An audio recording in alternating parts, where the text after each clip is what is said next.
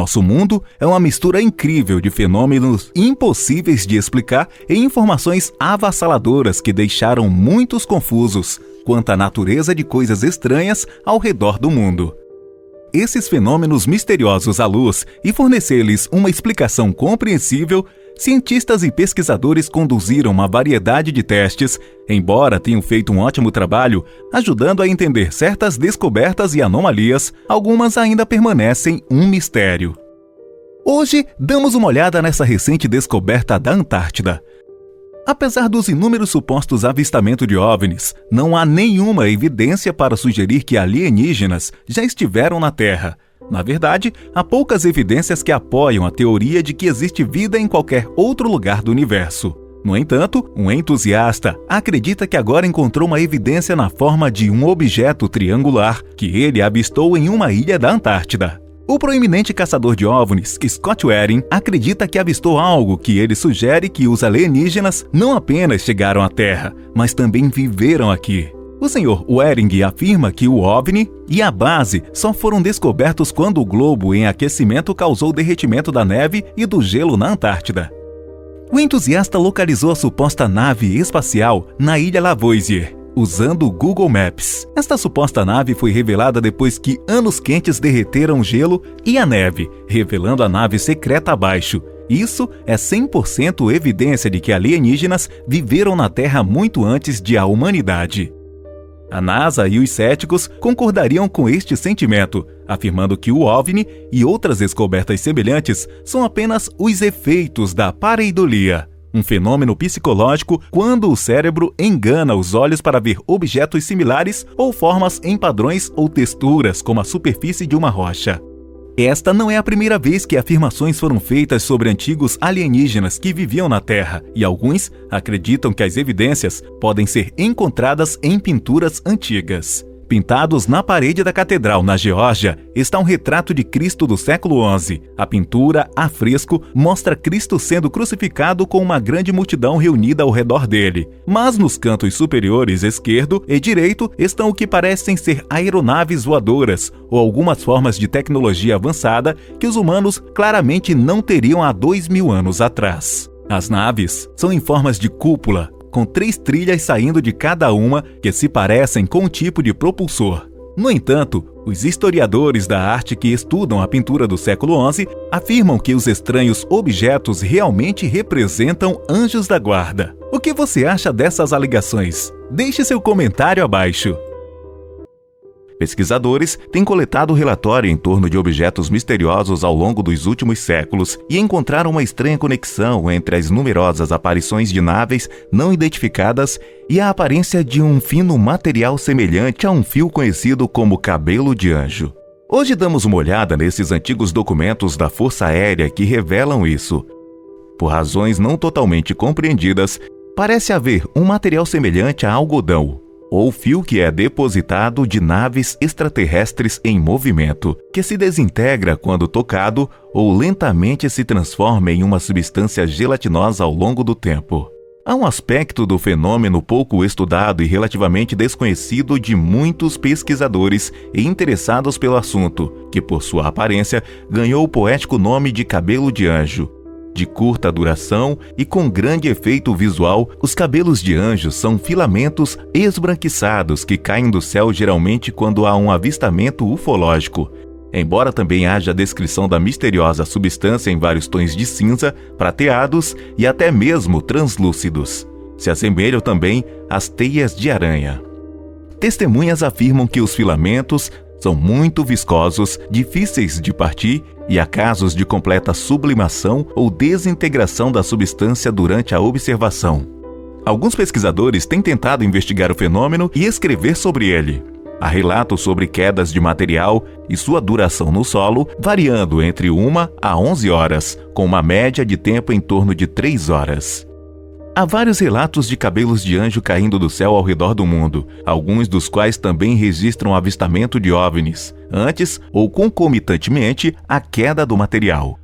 O fenômeno foi registrado em outubro de 1953 em Victoria, Austrália, em 27 de outubro de 1994 em Florença, Itália, em 17 de janeiro de 1963 na província de Entre Rios, Argentina. Em Portugal, o fenômeno dos cabelos de índio foi relatado em diversos lugares e datas, em especial do dia 17 de outubro de 1957. Naquele mesmo ano, o general José Lemos Ferreira, que era o ministro-chefe da Força Aérea Portuguesa, FAP, e tinha como braço direito o citado brigadeiro Tomás Conceição e Silva, a equipe de pesquisadores que, em 2014, fazia parte da Faculdade de Ciência e Tecnologia da Universidade Fernando Pessoa, solicitou que o general ratificasse a história para confirmar a versão.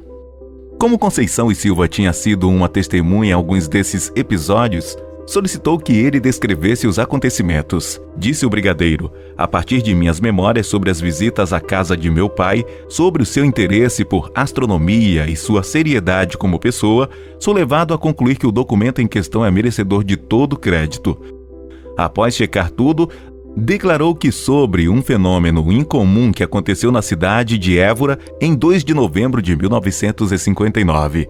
Está declarado para os efeitos observados como conveniências, os acontecimentos relatados são oriundos do relatório.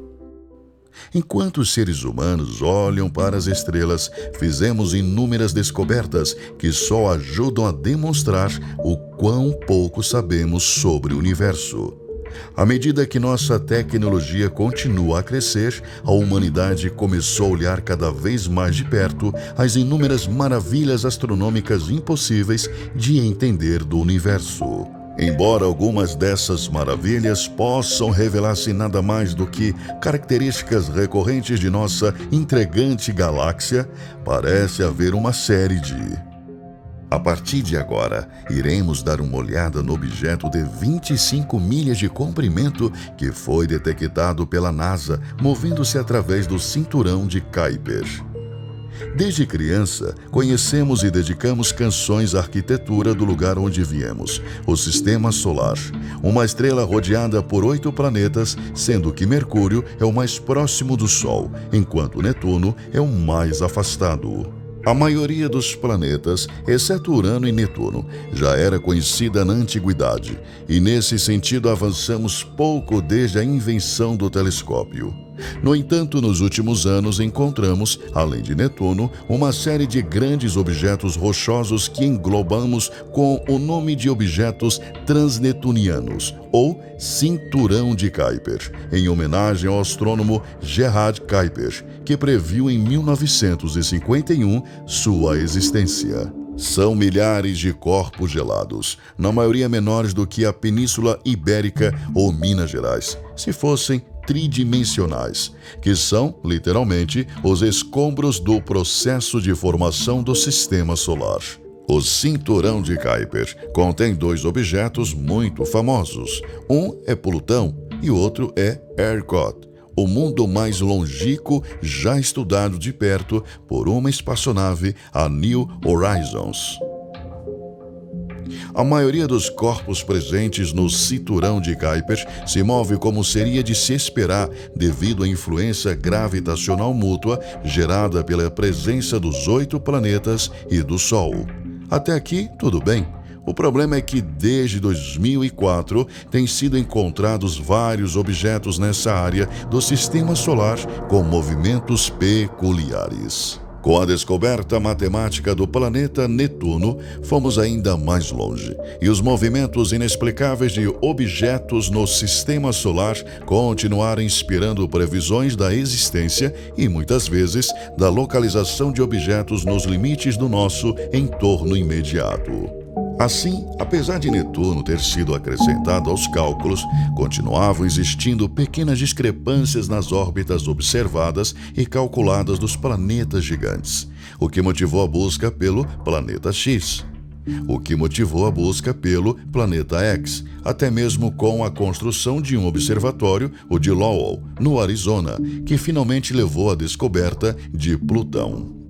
Plutão é um planeta anão desde 2006 e, voltando à nossa história, tinha muito menos massa, 3.200 vezes menos, do que o planeta X. que estava sendo procurado.